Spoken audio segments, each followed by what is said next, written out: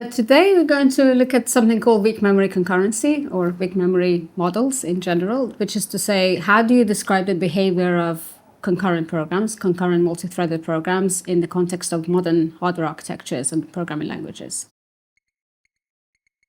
Let's start with a very simple concurrent program. Here I'm going to write a program with 2 threads, and I'm going to represent this with this parallel bar to denote that I have 2 threads, the left thread and the right thread. On the left hand, I have 2 instructions. So this left thread is going to execute 2 instructions, and same for the second thread. So what is this doing? The convention that I'm using is that I use the letters towards the end of the alphabet, X, Y, and Z, as shared memory locations in the memory that are shared, meaning that all threads can access it.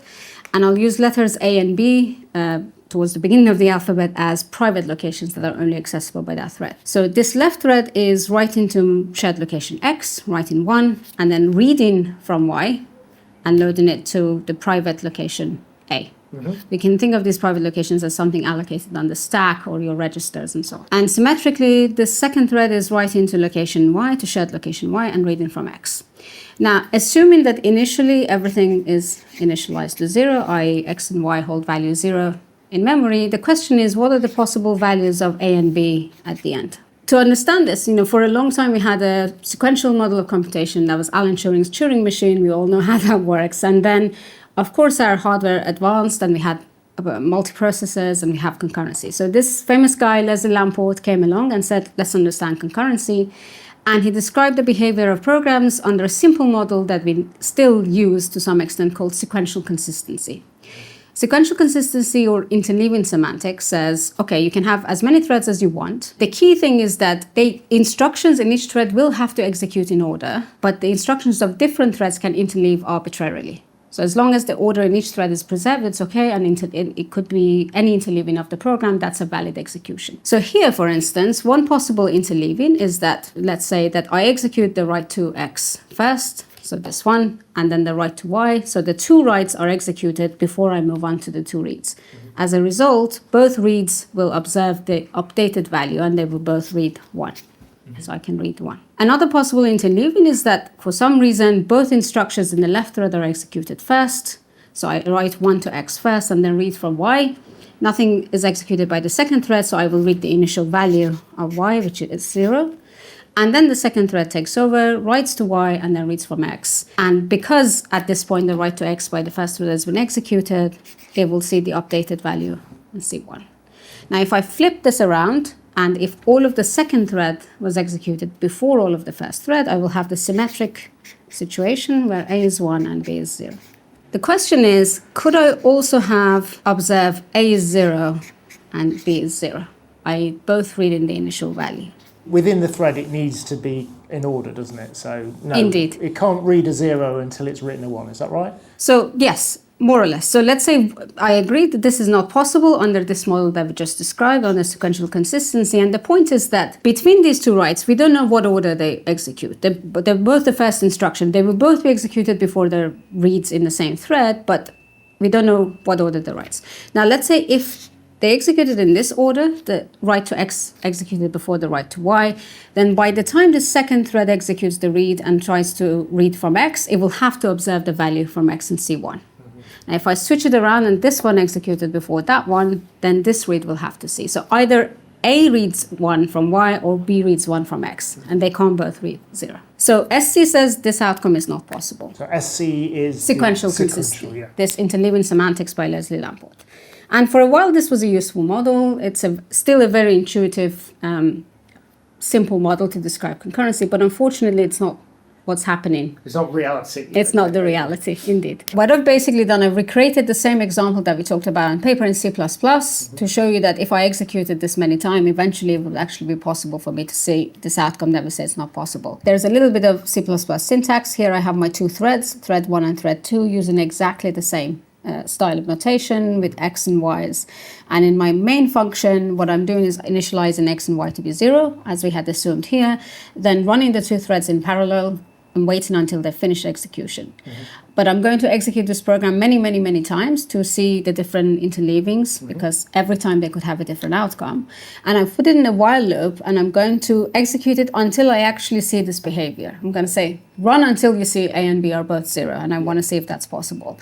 And I'm also going to count how many iterations it takes for me to get there. So that's a very simple program. So if I now run this program that I just showed you, it will say that it runs for a tiny bit, and it says, I managed to read 0 after 528 iterations. Okay. So I did observe that again after 5,000 iterations or so. So obviously it's very non-deterministic when you observe it, when it happens, but you can see very clearly that you can observe this behavior on your model machines. There are very good justifications for what this happens, both at the level of programming languages like C++, also at the hardware level. As you know, compilers like to optimize code, and one of the ways in which they do it is by reordering instructions.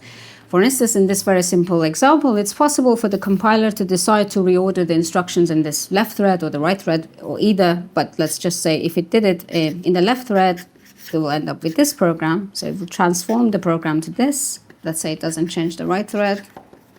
And then we can see even under interleaving semantics, it's very easy to observe this behavior, because the read executes first. Remember, X and Y are initially, again, 0. So this one will read 0. Then let's say the second thread takes over, writes 1 to Y, then reads from X and also reads the initial value, and then finally this write is executed. Reordering of instructions by compiler is one reason that things don't execute in order, literally because things are being reordered.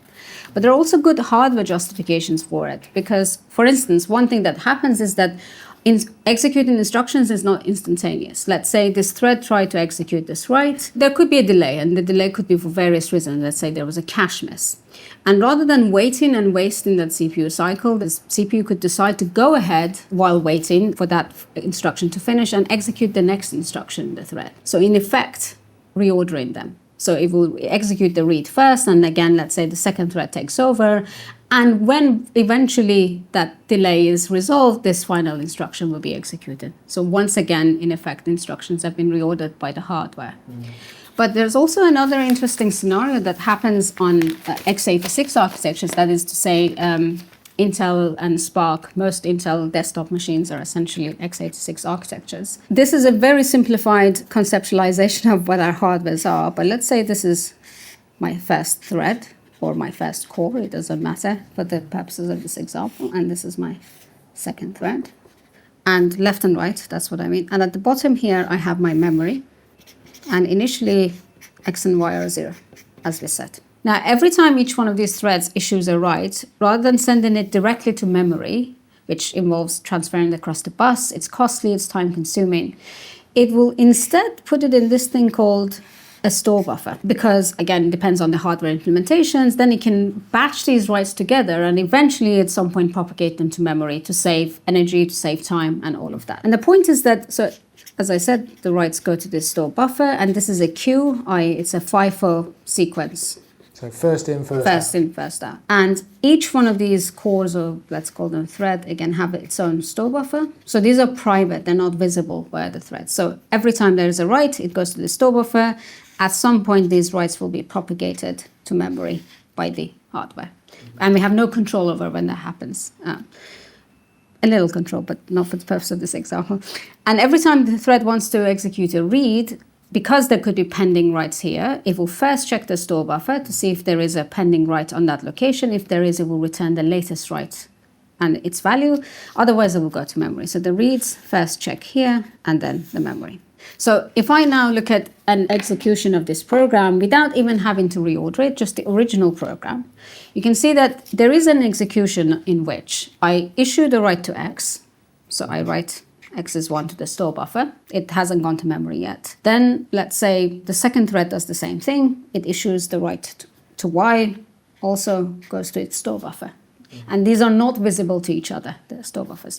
Now, again, let's say the first thread tries to read from Y, goes to the store buffer. There's nothing there, so it will go to memory, read from Y, and the initial value, I will read A is 0. The same, again, similarly, the second thread tries to read from X. There's nothing in the store buffer on X. It will go to memory and read B is 0. So in essence, these writes, even though they were executed, they were not visible to other threads because they were delayed in the store buffer. And eventually these writes will be propagated to memory. So eventually they will be updated to 1, but by that time the reads have happened and they've both read 0 in this case. So that's another justification of why this behavior is possible at the hardware level. But the nice thing about x86 architectures and some ARM architectures is that at the very least, even though they can reorder instructions through the store buffers and so on, when they propagate the writes, they make them visible to all threads in the system in the same order. So this is the property called multi-copy atomicity, meaning that all the other threads see everything in the same order. So at least they have a consistent view with each other. But not all architectures respect this property, and that gives rise to even more interesting behaviors. So this involves a slightly more complicated example. It's going to have 4 threads. Again, I'm going to use X and Y as shared memory locations, initially 0. The first thread does a simple write, writes 1 to X. So let me create a space for my threads. The second thread reads from X and then reads from Y. Third thread does the opposite. First reads from Y, then reads from X, and the final thread only writes to Y. Now, the question is, they read them in opposite orders. Is it possible for this thread, and I'm going to use this notation now just to save space, just with this annotation, when I write this, I mean that this read value 1. Okay. So I'm reading 1. Is it possible for me to read 1 from X and 0 from Y in this thread, and read 1 from Y and 0 from X? I'm going to say the assumption from the basic stuff we've done is that that's not possible. Yeah, it shouldn't be, right? Okay. That's what you would think. Intuitively, regardless of when these writes become visible to other threads, either this one becomes visible first before that one, X before Y, meaning that as a result, if this thread observed the write to Y being 1, it should have also observed the earlier write and read 1 from X.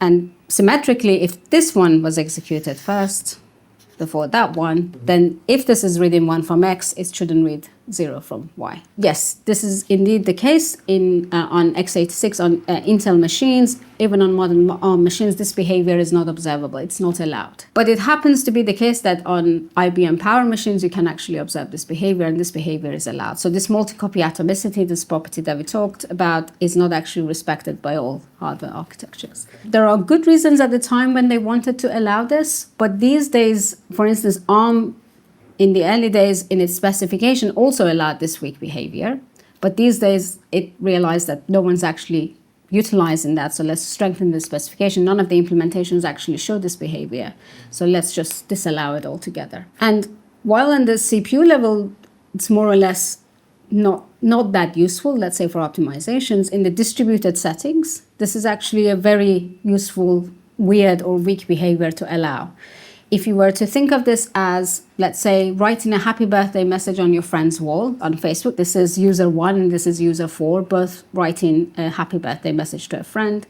From the point of view of the other users on Facebook, it doesn't matter which message appears on the Facebook wall first. Do you see this one first or that one, or vice versa? And it makes it much easier to implement because you don't have to come up with a universal order where you propagate these happy birthday messages to everyone in the same order. Because, for instance, things like physical distance might make it easier for this user to send this message to that one first and this one second, and vice versa. So I kept saying weak behavior. I should also clarify that. So I started by describing this conceptual model of sequential consistency.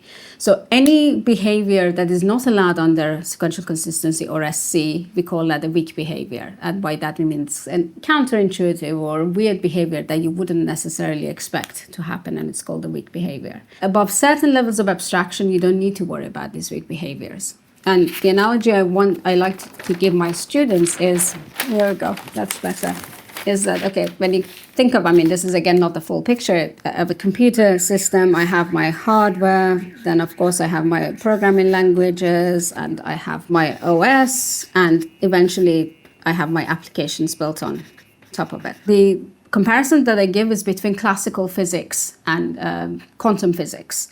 If you, at the macro level, if you're high enough in the chain of abstraction, let's say at the application level and above, you don't really need to worry about these weak behaviors, because hopefully the OS and PL designers have been careful enough to design libraries that hide these weird behaviors from you. So you live in the SC world where you see everything is intuitive and as you expect, and this is the classical physics of explaining the world as we see it.